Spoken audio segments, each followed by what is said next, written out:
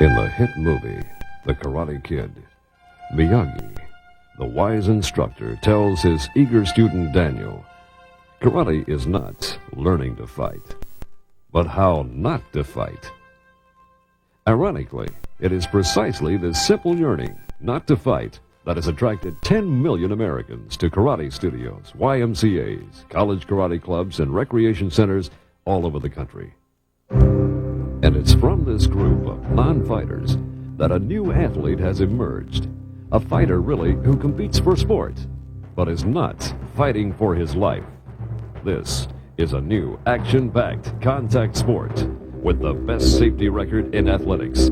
This is PKA Karate, breaking the mold in sports television and sports marketing. A once mysterious Oriental art.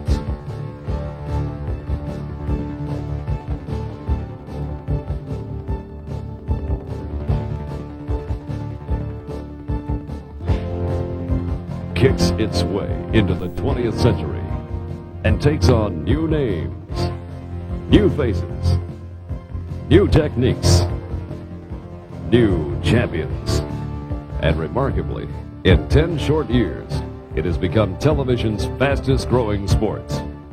In 1985, the PKA and ESPN offer unique marketing, merchandising, and entertainment opportunities for corporate sponsorship, which are aimed specifically at the active, upscale, 18 to 49-year-old fans, viewers, and participants of the dynamic sport of karate. PKA Karate is the longest-running series on ESPN, consistently ranking among the top 3 rated shows on the network.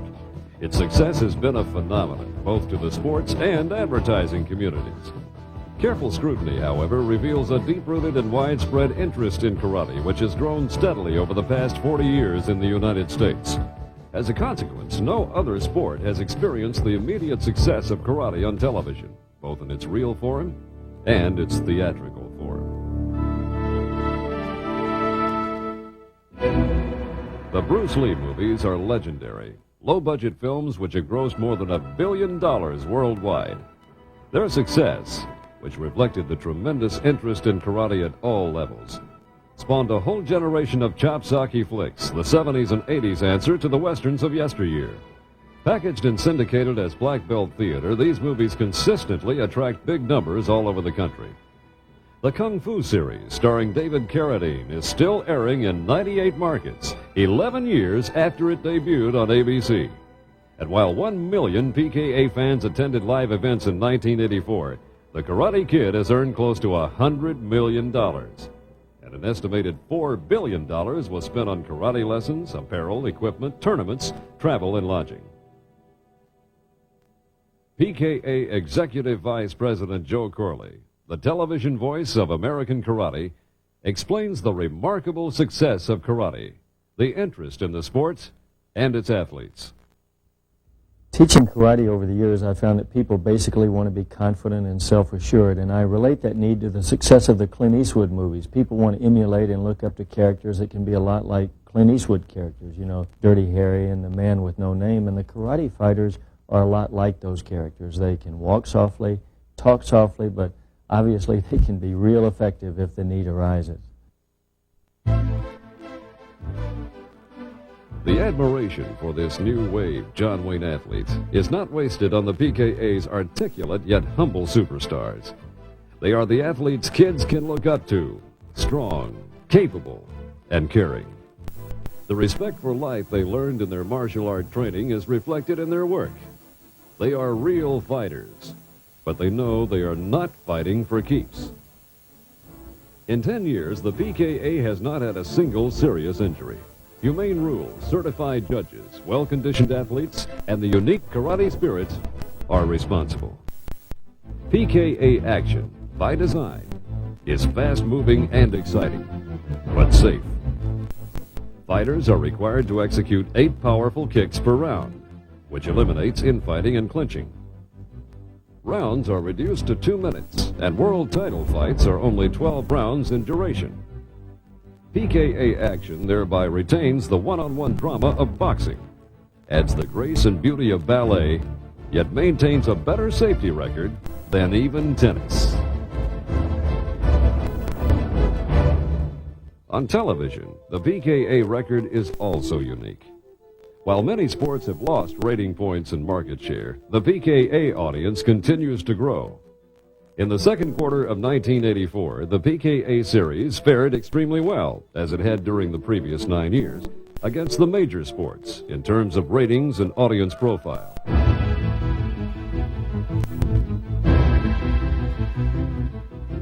In terms of total men, the PKA attracted 98 per 100 sets. 37 of those were in the 18 to 34 category. 66 fell between 18 and 49. And, as a bonus, there were 36 women for 100 sets as well. Another added value, 44% of the homes showed household incomes exceeding $30,000. This viewer interest and profile have been stable since the first ESPN ratings reports began in early 1983 and have continued through each successive Nielsen period. On network, some 55 world title bouts have aired with equal success on NBC, CBS, and ABC.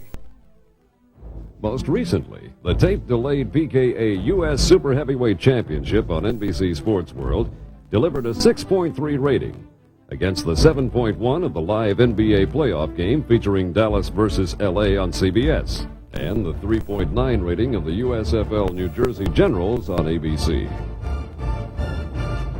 These millions of television fans are obviously devoted to the sport, as the practitioners of karate are devoted to their art. It's more than a sport. It's a lifestyle. Best way to express it, I think, is to compare karate with a regular sport like tennis or golf. If you participate in tennis or golf, those are just activities you do. But if you study the art of karate, you go around all the time feeling the discipline and confidence developed from the sport. And people even refer to you as a karate person. And that's just not something that happens in tennis or golf unless you're a bona fide professional.